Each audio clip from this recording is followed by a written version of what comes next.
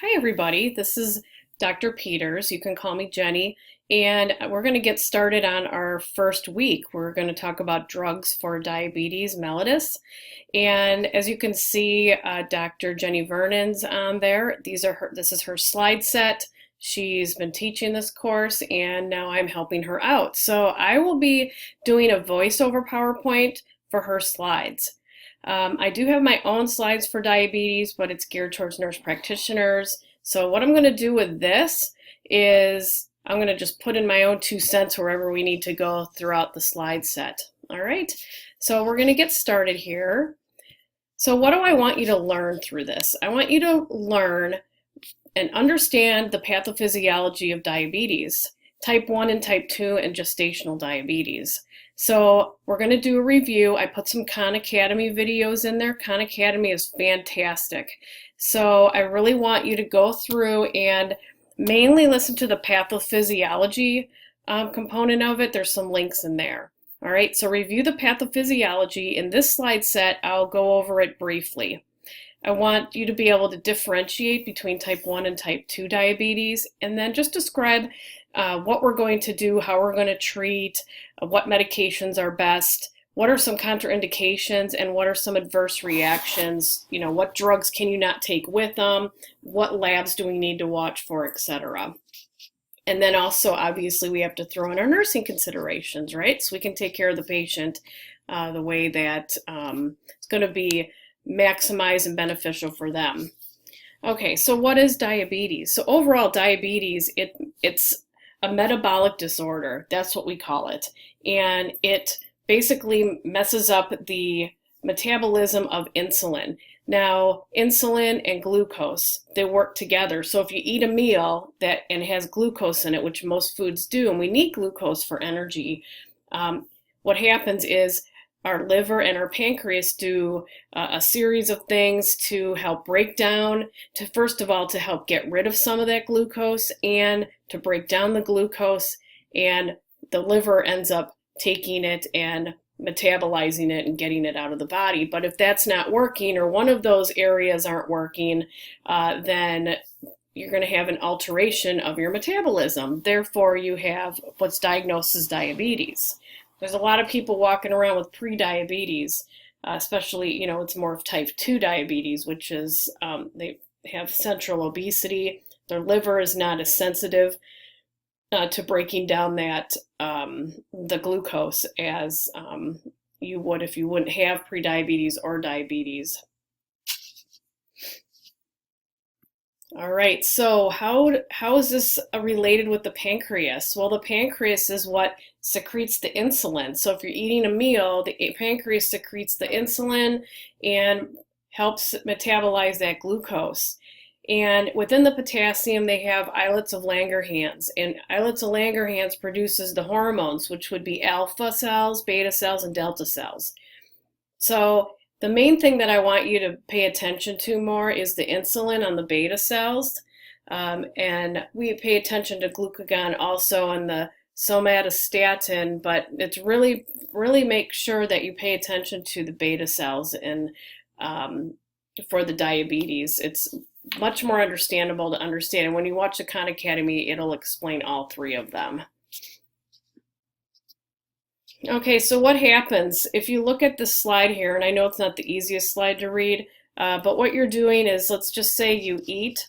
We're going to start at this right here. So the intestines absorb glucose after a meal, okay?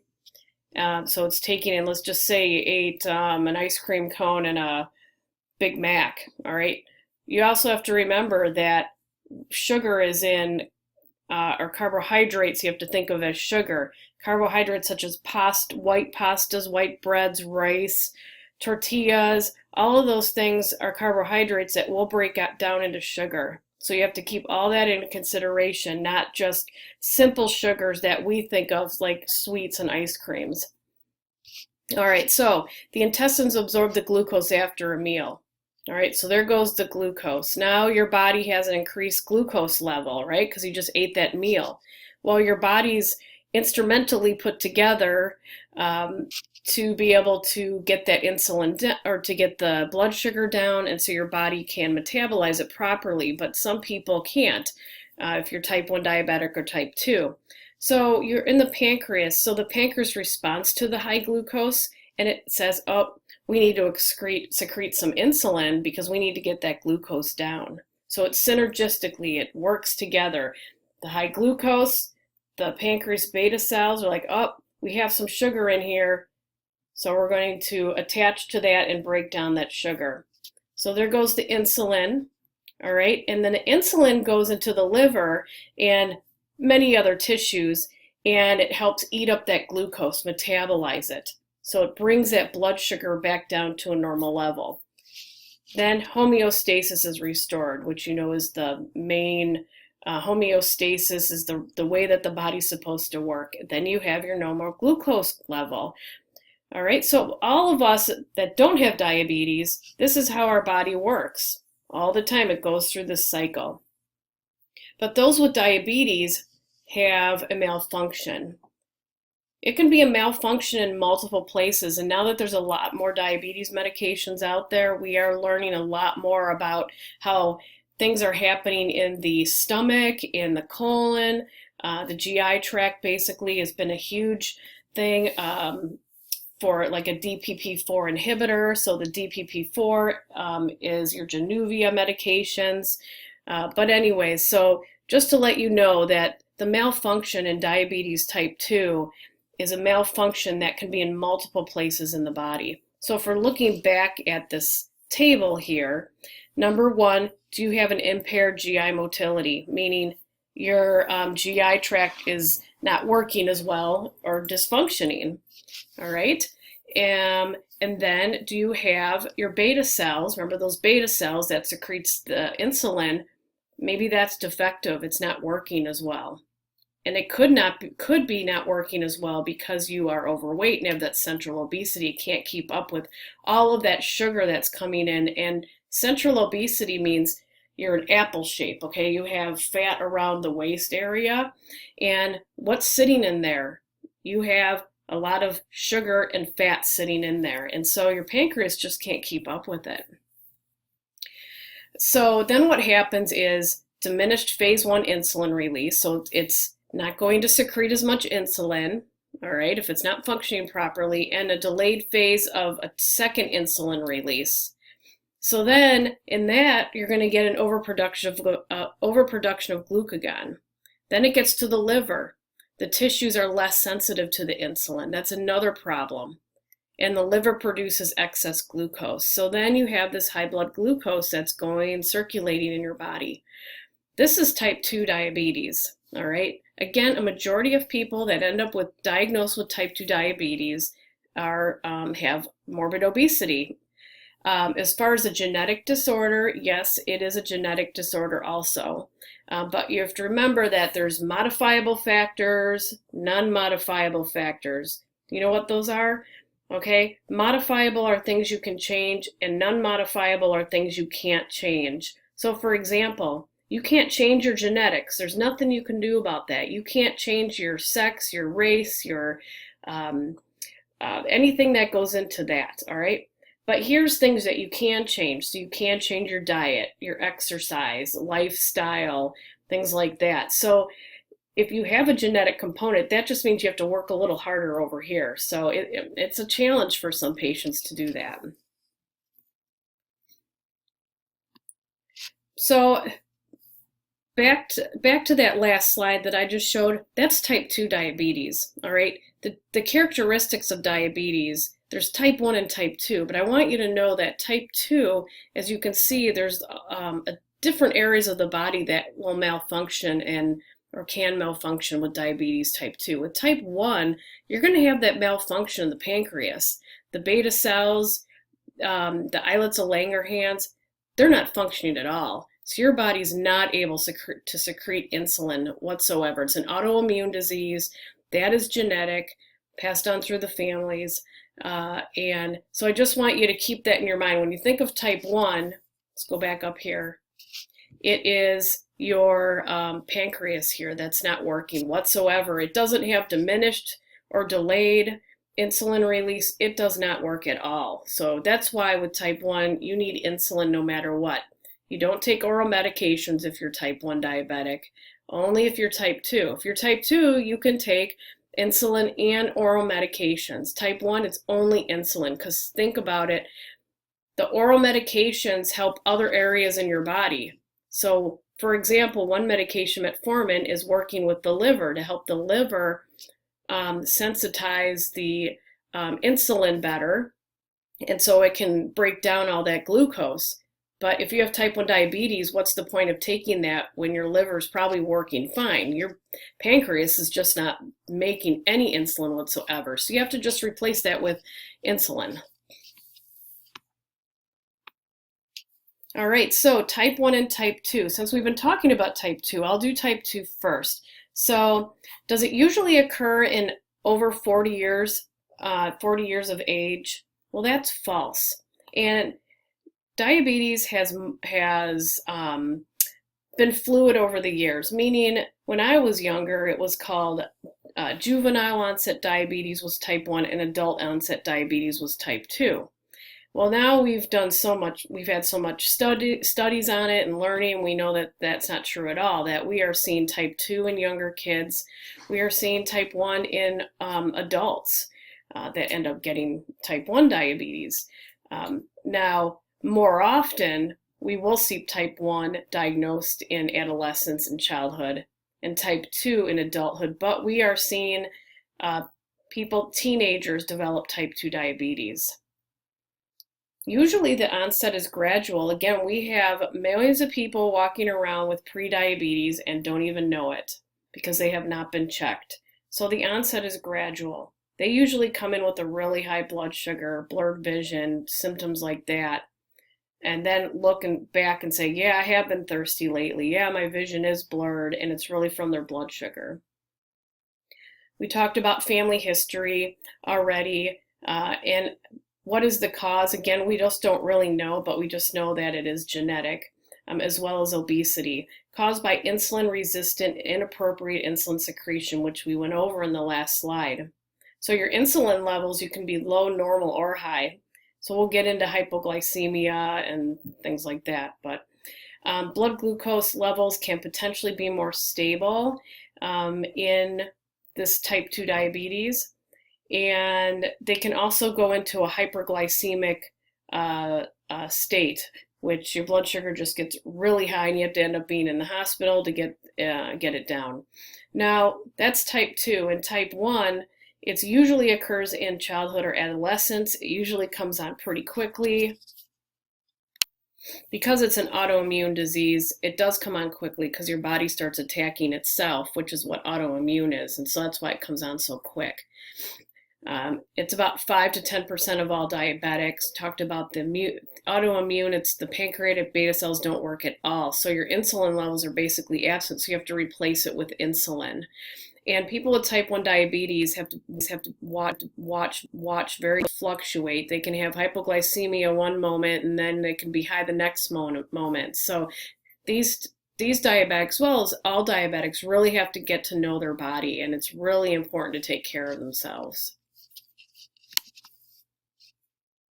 Gestational diabetes is something that you will get during pregnancy. There's been a lot of studies about this, especially over the last 10 years, and we do know that it is definitely a genetic thing. And what we found out, it used to be where you were diagnosed. So what you do at about approximately 26 to 28 weeks, they draw your blood. If your fasting blood sugar is elevated, they will have you go through a glucose tolerance test where you drink this yummy looking orange, really highly concentrated soda. It looks like soda, and it's got a lot of sugar in it. So you drink that up and you sit there in the lab. They draw your blood 1 hour and 2 hours afterwards to see what happens. Is your pancreas and liver working and functioning normally to bring that blood sugar down and stay within a range? If it doesn't, it's going to be abnormal, so then you're gestational diabetic. So what do you do to treat that? That's diet is the first thing. Many people can just control it with diet, watching their carbohydrate intake. And some people have to go on some insulin. There is one medication that they can go on. The one thing, though, old school used to be you have the baby, your insulin levels, and everything starts working again, and then you don't need to be checked again. But we have found that it's not necessarily true anymore. People that have delivered have stayed diabetic, but you have about a 3 to 4 times more likelihood of developing type 2 diabetes sometime later in life, as well as your child has an increased risk of developing diabetes type 2 in their life. So it's something to really watch. So what are the targets for diagnosing diabetes? So these are the treatment targets. So a pre-meal plasma glucose, that means, you have your blood drawn, fasting in the morning, should be between 90 and 130. These are if you're already diagnosed with diabetes. All right, if you don't have diabetes, we have different targets for that.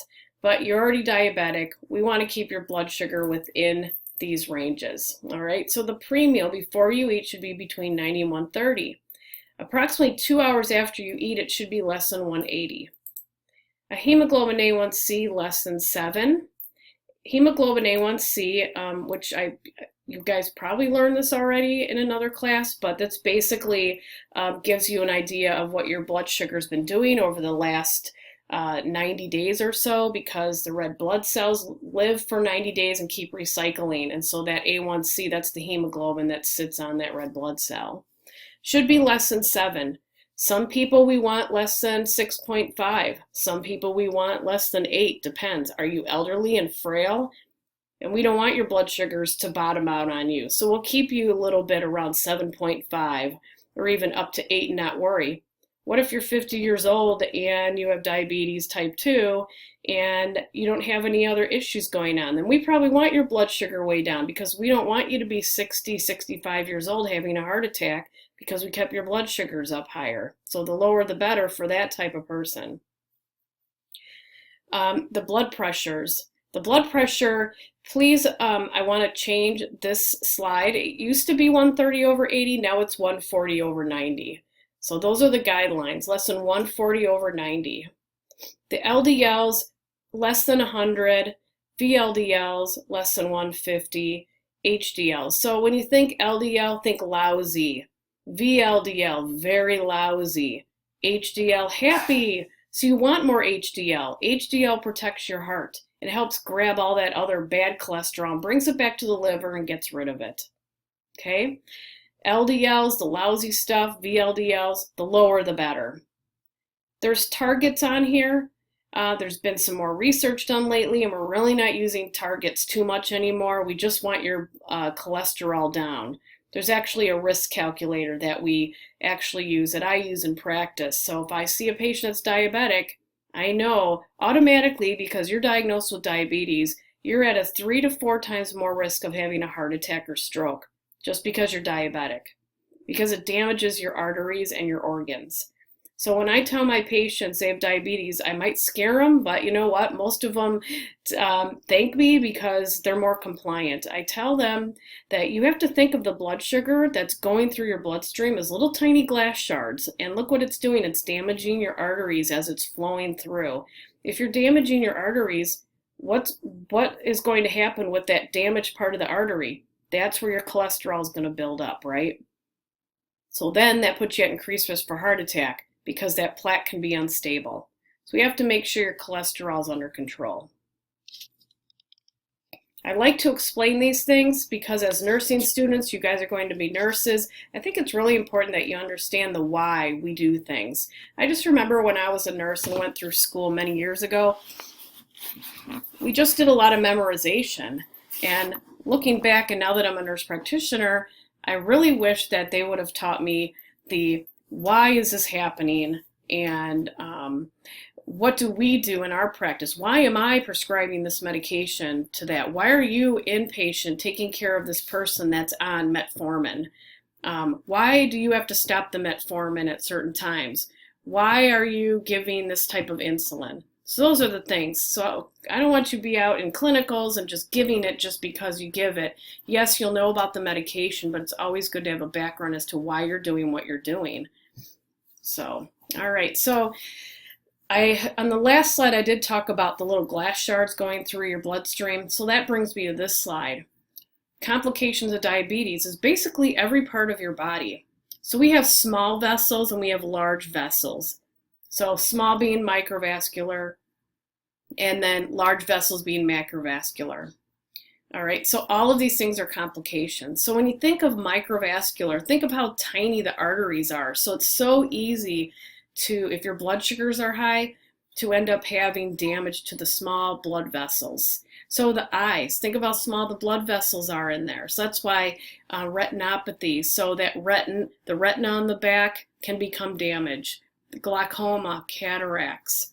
The kidneys, especially nephropathy, that's why we have to always check their urine to make sure that they're not spilling any albumin into their urine. That tells me, oh, there's some early kidney damage going on. So we need to put them on an ACE inhibitor. We need to put them on lisinopril because what that does is it increases the blood flow through the kidneys. It also helps their blood pressure go down. So we want to look for that. So if anybody has albumin in their urine, and obviously we're looking for kidney failure too. And then we have nerves. We have neuropathy. There's autonomic and peripheral. Peripheral meaning our extremities. Most diabetics will get peripheral neuropathy, burning in their legs, where they can't feel their legs. It gets numb, and that's why we have them check their feet all the time or go to a podiatrist, because if you have decreased sensation in your feet and you go get and you cut your own toenails and give yourself a sore, it only takes one little sore to develop a huge infection, and then before you know it, you're having your toe amputated, then your foot amputated, etc. Athlete's foot, you have to really watch for athlete's foot. That's just a haven for a bacteria to get into the pores and cause infection in the lower extremities. The other thing, autonomic nervous system. This is one thing that we don't think about a lot, is your stomach. So you have nerves that line the stomach, and there's such a term called gastroparesis, and that is from the nerves not working as well in the stomach. So that's a neuropathy also. Now let's go to macrovascular. There's brain issues. You can have a TIA, a stroke, have some dementia, or just some cognitive impairment in general. We talk about coronary artery disease, having a heart attack, your heart can enlarge, congestive heart failure, and then your extremities, peripheral vascular disease. So we're talking arteries now, and we talked about amputation and things like that. So you have to really take care of their body. The better their blood sugar is under control, the less likelihood of having these complications. So how do you diagnose diabetes? So excessive glucose is diagnostic of diabetes. They must be tested on 2 separate days, and both tests must be positive. So there's 3 different tests, and I'll tell you in reality what's really done. Fasting plasma glucose, yes. So we diagnose with that. All right, so hopefully it'll be on the next slide. So take notes here. So if somebody comes in and I'm looking at their labs and their labs are less than 100, their fasting blood glucose, then they're not diabetic most likely. All right, if it's between 100 and 125, you're pre-diabetic. So what we do is, everybody's different, but I give that patient a blood sugar monitor and I say, you got to go home and watch your blood sugars fasting in the morning, and I'll send them to a dietitian. If it's greater than 126 fasting on a blood draw, then that's diagnostic of diabetes. So am I going to diagnose them on the first one? It's greater than 126? No. I'm going to do another a method. All right, so am I going to do a casual plasma glucose? I could, if it's greater than 200. So let's just say a casual plasma glucose means I have a patient that comes in to see me and it's 4 o'clock in the afternoon and they've eaten all day, and I might suspect they have diabetes because they're coming in with symptoms. I'm going to say, you know what, let's get an AccuCheck. Let's check their blood sugar. And if it's over 200, that's diagnostic of diabetes. That means I could diagnose them with diabetes. The other thing is the oral glucose tolerance test. It's really not done too much anymore other than in pregnancy.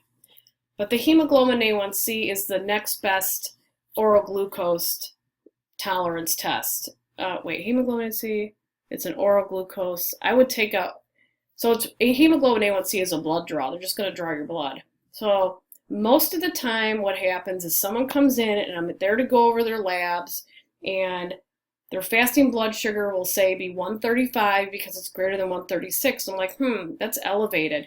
I'm going to go ahead and have you go back to the lab. I want to draw hemoglobin A1C because I want to see what your blood sugar has been doing over the last 2 to 3 months, because that will give me a good idea of what is going on in your body with your blood sugar. So that's usually what ends up happening. So how do we treat? Type 1, they need to go on insulin right away. Type 2, depending on what that A1C is, we usually will start with lifestyle changes, dietary changes, but most people we do lifestyle changes, put them on some oral drug therapy, and then eventually, a lot of people eventually go to insulin, although some people whose A1C is extremely high, 12 to 14, we may put them on insulin right away to get that A1C back down just temporarily while they're starting an oral medication. So those are just some options that we have for them. So let's talk about insulin for a little bit. Insulin's really come a long way, and I'm actually very happy about that. I'll tell you, I don't like NPH. I don't like regular. I hate mixing insulin. It was 70-30s, and you guys will see that stuff inpatient. Outpatient, we don't see as much 70-30 regular insulin and NPH insulin. What we're seeing now and what we're prescribing is rapid-acting insulin and long-acting insulin. So that will be your rapid-acting insulin will be your Novolog, Humalog. That's something that, which it says example, Aspart and Lispro, those are the generic names. Rapid-acting, you take them. Everyone's different, but you'd have to look up each one. But for example, you have to take it within 15 to 20 minutes of eating. So it's going to work immediately. You have to eat when you take it. And then the real long acting is your Glargine, your Detamir. So that's your Lantus and your Levemir. There's new ones out now that are even longer acting than that, but we're just going to focus on these. And this just tells you pretty much, you see the colors and when they peak and when they go down. So if you look at the long-acting ones, let's go to this bar right here. It's going to keep a steady state over a long period. That's why we're using them. So what we will usually have people do that need insulin will be on this long-term medication. Usually take it every 24 hours. Levemir, which is your Detamir, sometimes we'll have you take twice a day. If we still can't get your fasting blood sugar down or that blood sugar down, then what we will do is we'll start working on your mealtime insulins by putting in a rapid acting, which is that black one. So let's just say you're here. We're going to give some of this rapid acting. It's going to help bring that blood sugar. It peaks up here after about a half hour, 1 hour, and then it goes back down. In the meantime, it's hopefully keeping a steady state because you're doing that longer acting insulin. All right, so how are you going to monitor your blood glucose? Well, it depends. Are you type 1 or are you type 2? If you're type 1, many people have one of those implantable monitors and they can check that way, or they're checking it more than 3 times a day. Again, with type 1, you have to really watch because remember, your pancreas is not working at all and you need insulin to survive and to live. If type 2 diabetes, if you're on an oral medication, you can check it fasting once a day. And when you're looking at these things, it's usually what insurance wants you to do. If you're in an inpatient setting, though, you're going to be checking the blood sugars as much as the doctor wants you to check it. But remember, when they're in the hospital, they're under stress, they're sick, they're in a different environment, they're not eating how they're supposed to eat. So even if they have type 2, you may be checking it more than once a day. And don't be surprised when someone has diabetes and they're coming in the hospital and you wonder why it's out of whack. Well, think about all those things I just said. They're not eating the food they're used to eating at home, and they're sick, and they're in the hospital. So emotionally, that takes a toll on them too, which can bring your blood sugar up. So we do more of a stepwise treatment approach for type 2, which I talked about before, about weight loss, carbohydrate restriction. I send them to a dietitian. Inpatient, if you have a new diabetic, the dietitians will be working with them. Step 2, if they have not gotten their blood sugar down with the lifestyle changes, or you give them enough time and the lifestyle changes just aren't happening, say, all right, we need to continue to work on this, but we're going to add a medication to the regimen. So first line is metformin, which you'll see on the second line. Even for lean patients, I usually don't even go to a sulfonylurea. Most people don't. The most recent guidelines that just came out this year, metformin is still number one medication for first line treatment. All right. Then step 3, what happens if we can't get their blood sugars down with one medicine? Then we're going to add a second medication. There's all different choices that we can make because there's a lot of medications out there now. We can add metformin plus a sulfonylurea, which is your glipizide, glimepiride, there's glyburide. Those are the 3 that are out there. You can add metformin plus a glitazone, which would be your Actos or Avandia. We don't see it used as much as we used to. You have to be careful with heart failure. You don't want to give it to anybody with heart failure history. Or the sulfonylurea plus a glitazone. Step 4, you're going to add a third anti-diabetic agent. So if you're inpatient and you're seeing patients on more than 3 diabetes medications, it's because we had a hard time getting it down with just 1 or 2, or they're not making the lifestyle changes either. So sometimes that can happen. You have to remember everything we're adding is working in a different part of the body.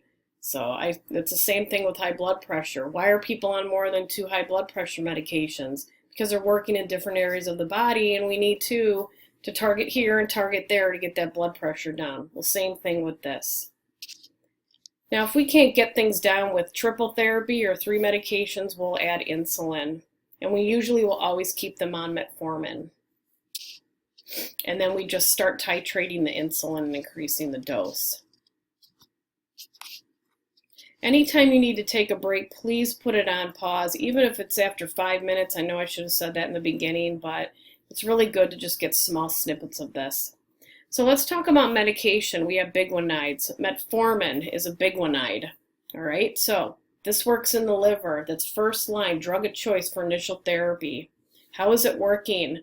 It has to do with hepatic glyconeogenesis. So what that is breaking down all of that sugar. It reduces glucose absorption in the GI tract and sensitizes those insulin receptors in the fat and muscle. So it's very important. It's a really good drug, and it brings down blood sugars nicely. So it could bring it down overnight? No, but it will bring it down within a week.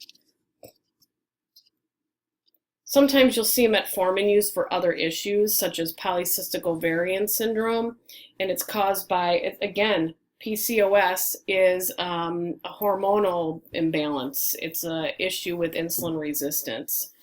And so symptoms that they get, they don't get their period, they can't get pregnant, they have painful bleeding for their menses, or difficulty or different types of months. They get heavy bleeding, sometimes it's not, facial hair, and acne. So I see a lot of people with facial hair that end up having that excess androgen. Androgen is a hormone in your body, and they have insulin resistance. So metformin improves that, and ovulation, and increases pregnancy rates. So what are some common side effects of metformin? Decreased appetite, sometimes that can happen. The most common one that I see is diarrhea. You can have a decreased absorption of vitamin B12 and folate, so it's not going to hurt for them to take that because it's a water-soluble vitamin, so what your body doesn't need, it pees out anyways. And you tell them you're going to pee bright yellow because that's what vitamin 12, that's how it's metabolized. And then sometimes you can have a little weight loss with it, which probably goes along with the decreased appetite and the diarrhea. Most often I see diarrhea. Does it mean I take them off it? No, it doesn't. Only if it's severe diarrhea will I take them off that. If you're going on a new medication, it's normal with metformin to have diarrhea, but I tell them it usually will go away within the first month or so, and we need to just keep an eye on it. Your body needs to get used to it.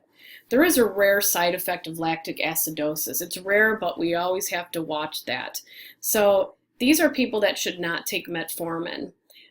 Anybody with renal insufficiency. Well, what does that mean? Anybody with a creatinine of greater than 1.4 or greater, you don't put on metformin because it's metabolized also in the renal, in the kidneys too. So anybody with liver disease, think about it, it's working in the liver. So you don't want to mess up any type of metabolism in the liver, because if you have cirrhosis or anything like that, that can exacerbate that. Severe infection, a history of lactic acidosis. If you're a drinker, because when you're drinking a lot of alcohol, what's going on? It's your liver, right? So you can have some liver damage. And those with shock and other conditions that can cause hypoxemia and heart failure. If someone has heart failure, we still have patients on metformin, but again, it's a really rare, more of a side effect of it. So if someone has heart failure, we still will treat with metformin. So yeah, I'm kind of surprised that that's on there. All right, drug interactions, Cimetidine, that's your Tagamet. So when I tell patients if they have heartburn, just don't take Tagamet, just go get Pepcid or Ranitidine, that's the Zantac over the counter. Cimetidine is an H2 receptor antagonist. So is Pepcid and so is Zantac. So it's used to decrease the acid in your stomach. It's also used for people that have hives and break out because it's a histamine 2 blocker, so histamine, antihistamine. But the Cimetidine, the way it's put together chemically, can increase the risk of lactic acidosis, so we don't want that. Any radiocontrast media, so this will be common for you working inpatient because the iodine from the contrast can reduce renal sufficiency and increase the risk of lactic acidosis. Since metformin can, we don't want to put the two together, so we always take them off it and keep them off it for about 48 to 72 hours after the procedure. And then alcohol. All right, so we talked about metformin, that's first line drug, okay? Then, what are the other medications? Well, there's sulfonylureas. Sulfonylurea has been out for a long, long time. It used to be really one of the only things out there is metformin, one of these. Actually, sulfonylureas came out before metformin did, so it's old. They have these first generation agents, which I have not seen on the market. It's on the market, I think. I don't know. I have not seen them. We use second generation agents. Glipizide, glyburide, micronized, and glimepiride. All right. So how does this work? All right, so metformin worked in the liver. How's this working? This is working in the pancreas and the islet of Langerhans.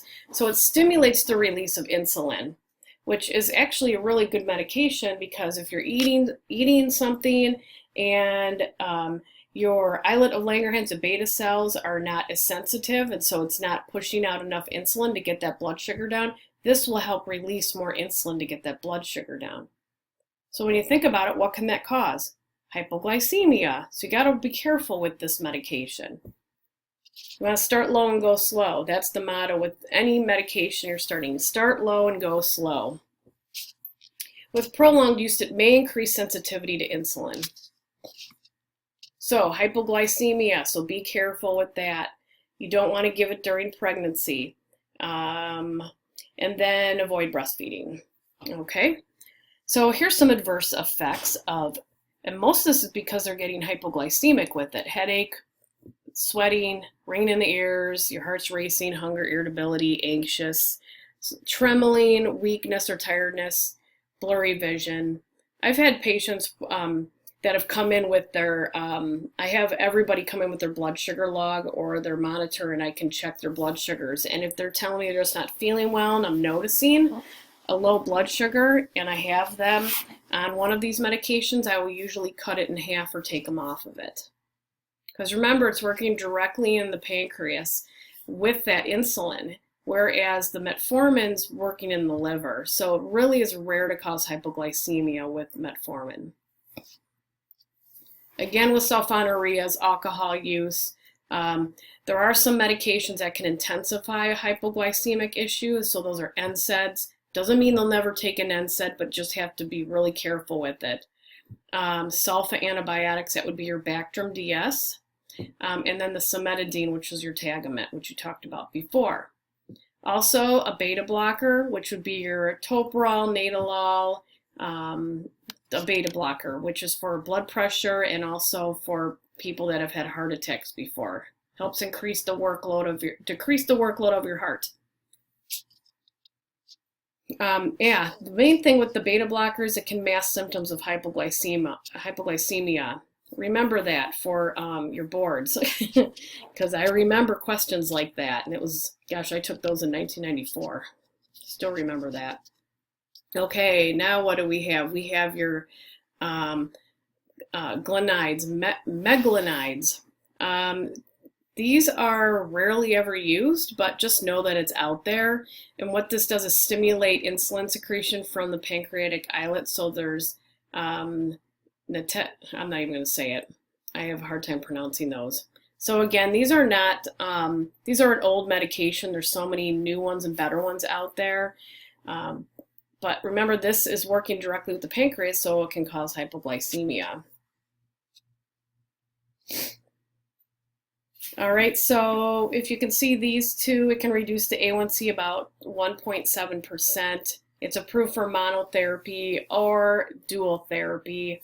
It's metabolized in the liver, and the other one also, the N-glide, is approved for monotherapy as well as in combination, and it's really good for treating postprandial, which is 2 hours after a meal, rises in blood glucose levels.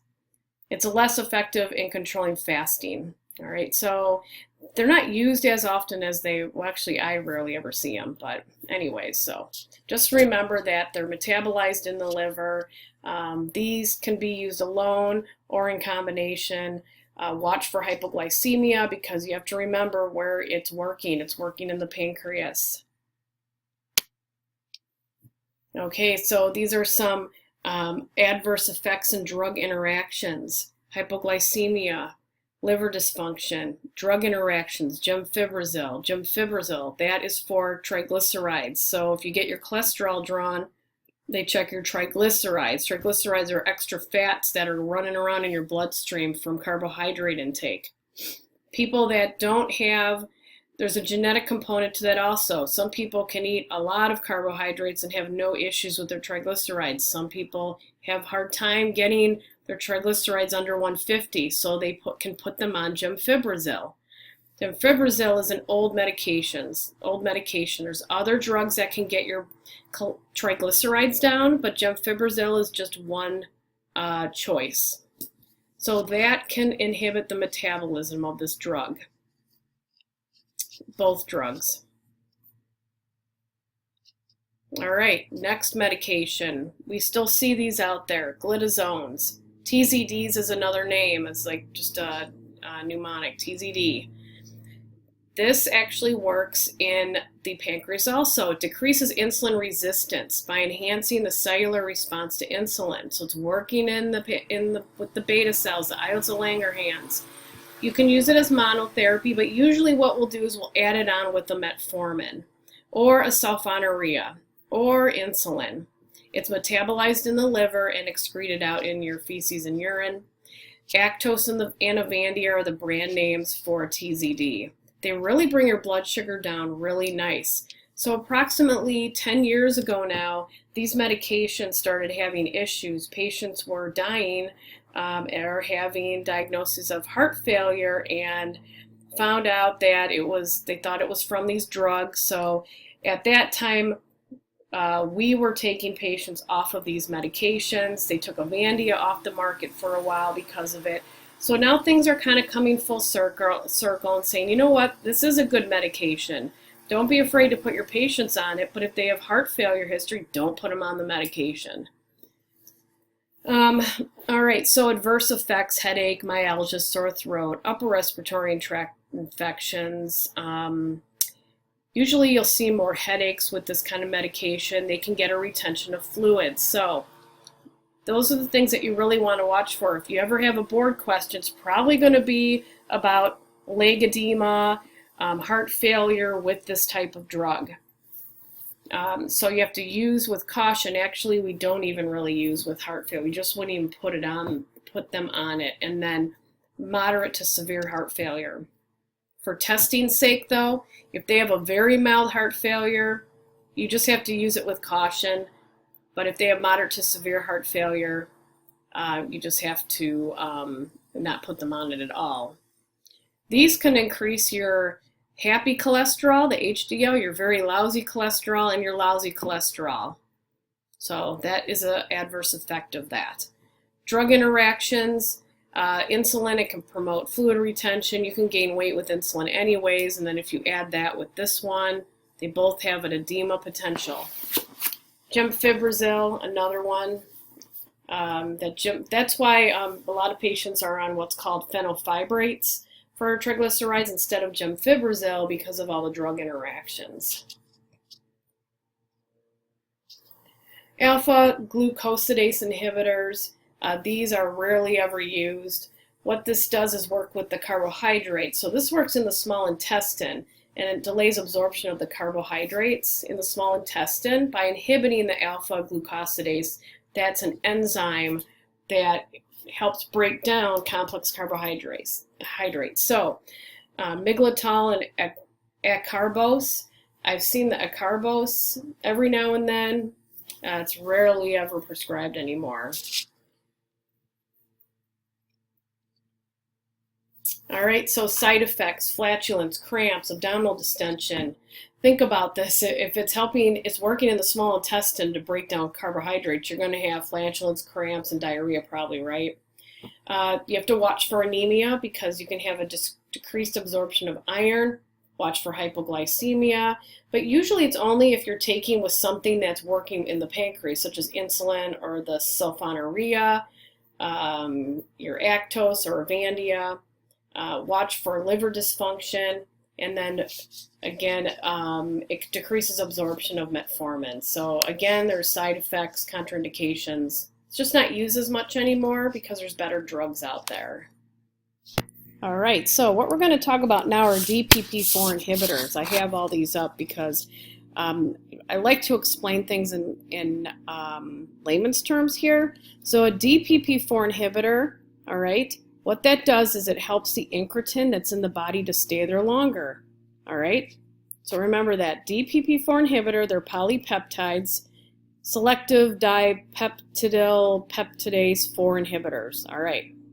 So they help, it's an inhibitor, so you stop it. You want to stop these peptidase that helps the incretin that's in the body to stay there longer, because when we go back to our slides, the incretin hormones are responsible for stimulating the glucose, then to release the insulin.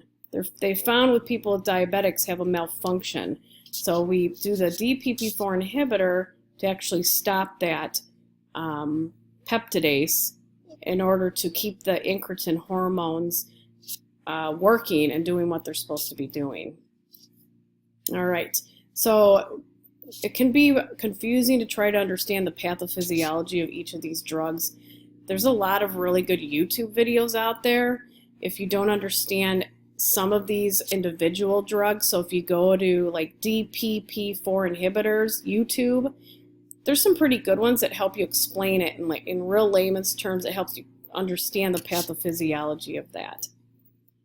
So Januvia is just one of them, but again, there's many other ones of the sitagliptins. They've been out since 2007 or 8. You can give it alone. When you see approved for monotherapy, it means you can just give it alone. It's also usually added though with metformin and or Actos or Avandia. That's your glitazone medication. adverse effects you have to watch for, and drug interactions. So there's not really any drug interactions, which is a good thing. Some of them you have to watch for renal impairment, so you just adjust the dose. So if their creatinine is a certain level, it's always in the package insert that will tell you, okay, if the creatinine is greater than 1.6, or their GFR, which is their kidney function, is less than 40 or 30, then you need to cut the dose in half. So it just depends on the type of drug within this class. All right, so there's no contraindications. This is one that can be used in pregnancy, so it's important to remember that because there's not very many that can be. Inflammation of the nasal passages and throat, hypoglycemia, headache, upper respiratory infection. These are less common. Usually people tolerate it. The hypoglycemia is usually because it's, number one, adding another medication to the regimen, which can cause hypoglycemia with anybody. But if somebody is taking a sulfonylurea, like your glimepiride, glipizide, or glyburide, you want to either get rid of that get rid of the sulfonylurea, or you want to cut the dose in half, just because it can enhance it. Because think about how it's working. It's stimulating glucose-dependent release of insulin. So if you have a sulfonylurea that's working in the pancreas, and now you add this onto it, it can exacerbate hypoglycemic issues. Here's some other injected drugs. Let's see, we have exenatide and liraglutide. All right, these are GLP-1s. Bydureon, Byetta, Victoza are just some of them. Those are the older ones that have been out that work very well. GLP-1s work fantastically for type 2 diabetics. And what that does, again, this GLP-1, you have to think of it similar to the Dpp-4 inhibitors that's working in the gut area, and it has to do with the incretin hormones to help stimulate the insulin in the pancreas. The GLP-1, though, stands for glucagon-like peptide, and what they have found in studies is that diabetics actually don't make enough or don't have enough of this peptide that helps with the insulin secretion in the alpha cells. So what do? We give them the GLP-1 by injectable, and it's shown to really help bring blood sugars down. All right, so the synthetic amylin, it's rarely ever given for type 1 and type 2. Usually insulin's only given in type 1. Let's see, it says it can be given with metformin, sulfonylurea, yes, but be careful with the sulfonylurea again for hypoglycemia, side effects, nausea, hypoglycemia. Now the other thing, pancreatitis. Anybody who's had a history of pancreatitis should not be taking a GLP-1. Anybody who's had a history of papillary thyroid cancer should not take a GLP-1. All right, so this is another medication that's it's a dual therapy, could be used for cholesterol, and it's also known to actually bring down the blood sugar. And so Welchol is what you'll see out there. This is the generic, but it's Welchol, it's not generic yet, so that's the one that you will see. It comes in a powder form to take once a day, or you have to take several pills a day. It's used really to lower cholesterol, so if someone has prediabetes or type 2 or type 2 diabetes, it's getting treated, it's actually not a bad idea to add this on to see if it can bring down that sugar a little bit more. All right, so the other thing that I want to mention before we move on to these that have to do with complications, all of these medications that we talked about, we want them to bring their A1C down. Bringing the A1C down will therefore give them better blood sugar control, right? So each of these medications will bring down the A1C a certain range. So for example, metformin will bring your A1C down approximately 1.5 points. So if it's 8, it'll bring it down to 6.5. This is average, not everybody. If you add a sulfonylureas are really good at bringing blood sugars down up to about 1%, up to a point. I call them points, they're actually percents. If you take a Dpp-4 inhibitor, that's your Januvia, that usually will bring it down about 0.6, so not as much. So you have to take this into consideration when you're adding medications. If someone's A1C is 8, or let's just say someone's A1C is 10. What are you going to do to bring that down? You don't want to give them a Januvia because it's only going to bring it down like 0.6. So it's only going to bring them down to like a 9.2 or 9.4 on average. So that's why this patient needs multiple medications to bring it down or be put on insulin.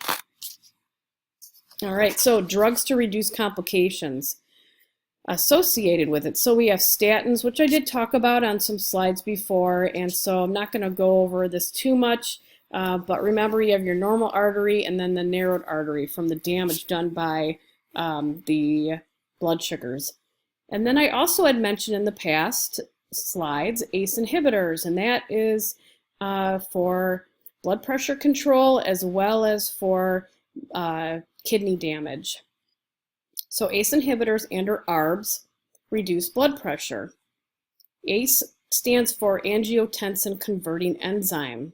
It works in the kidney area. That's where that whole cycle with your angiotensin 1, angiotensin 2, it's a cycle that then therefore vasodilates your renal arteries and lowers your blood pressure and increases renal perfusion.